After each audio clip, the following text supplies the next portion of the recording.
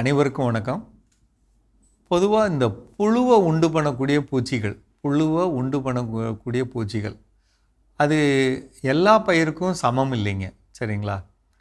இப்போ மாமரத்துக்கு வரக்கூடிய புழு உருவாக்குற பூச்சி வேற, அந்த புழு வேற. மற்ற பயிர்களில் வரக்கூடிய புழு பூவில் வர்றது வேற, தானியங்களில் வர்றது வேற. வேறு வகை பூச்சிகள் வேறு வாடைக்காக அது நம்மகிட்ட வருது. வாடை அதுக்கு ஏதோ ஒரு உணவு இருக்குது அப்படிங்கிறதுக்காக வருது.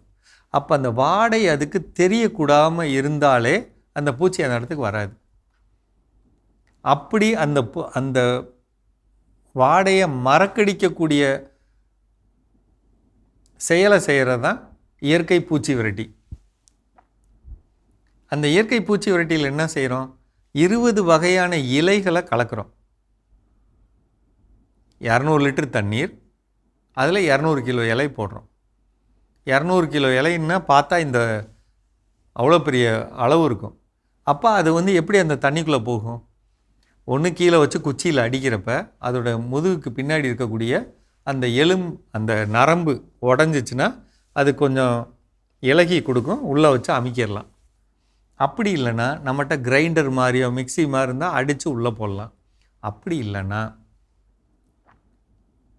ஒரு பாத்திரத்தில் தண்ணி வச்சு கொதிக்க விட்டு இந்த இலைகளை கொஞ்சம் கொஞ்சமாக உள்ளே போட்டோன்னு வைங்களேன், அப்படியே கசங்கி அப்படியே வதங்கி உள்ளே போயிடும்.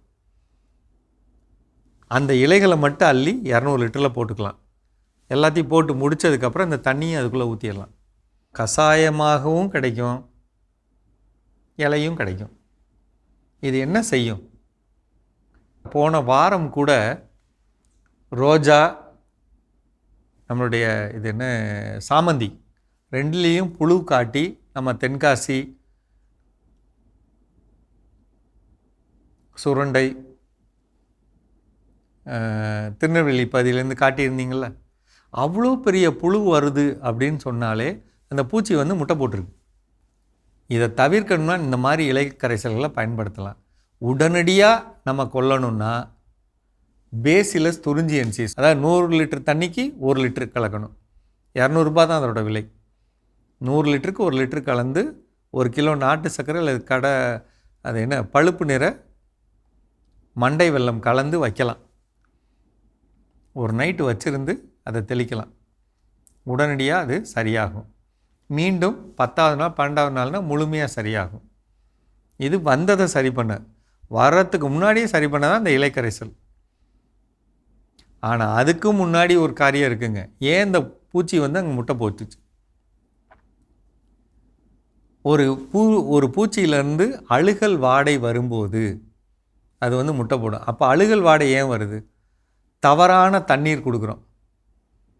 நிலம் காஞ்சி தண்ணி கொடுக்கணும். அதுக்கு பதிலாக தண்ணியை நம்ம கண்ணை மூடிக்கிட்டு பாய்ச்சிக்கிட்டே இருக்கிறப்ப வேறு அழுகல் வரும். வேறு அழுகல் வந்தால் உடம்பெல்லாம் அழுகும், பூ அழுகும். பூவிலேருந்து கெட்ட வாடை வரும். அந்த கெட்ட வாடை வரும்போது தான் பூச்சி முட்டை போடும்.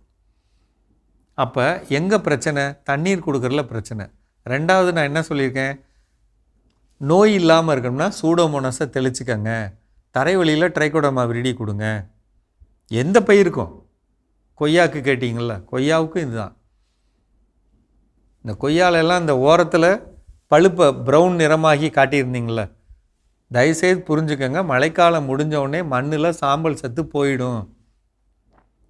அந்த சாம்பல் சத்தை திருப்பி கொடுத்தோம்னா இந்த ஓரத்தில் பழுப்பு நிறமானது வராது. இந்த வாழைக்கு கேட்டிங்களா, வாழையோட அடிப்பகுதியில் ஃபுல்லாக ப்ரௌனாக இருக்குது, நீளமாக கீழேருந்து அப்படியே ப்ரௌன் ஆகிக்கிட்டே போகுதுன்னு, அதெல்லாம் சாம்பல் சத்து குறைபாடு. நம்ம ஏற்கனவே சொன்ன மாதிரி சாம்பலை மண்ணுக்கு கொடுத்தாலே சரியாகும். அப்படி கொடுக்குறப்ப தண்ணீரும் தள்ளி கொடுக்குறப்ப அழுகல் வராது. வேறு அழுகலைன்னா உடம்பு அழுகல் வராது. உடம்பு இல்லைன்னா பூவில் அழுகல் வராது. பூ அழுகல் இல்லைன்னா பூச்சி முட்டை போடாது. ஓகேங்களா? நமக்கு பிரச்சனைகளை தெரிஞ்சுக்கணும், அதுக்கு தான் நான் இதை சொல்கிறேன். நம்ம எங்கே தப்பு பண்ணுறோன்னு தெரிஞ்சுக்கங்க, அதை சரி பண்ணுங்க. விவசாயத்தில் அதுதான் ரொம்ப முக்கியம். அதே மாதிரி வீட்டுக்கு பின்னாடி இருக்கக்கூடிய தோட்டங்கள்லையும் நம்ம இந்த தப்பு பண்ணக்கூடாது. சரிங்களா? மீண்டும் சந்திப்போம்.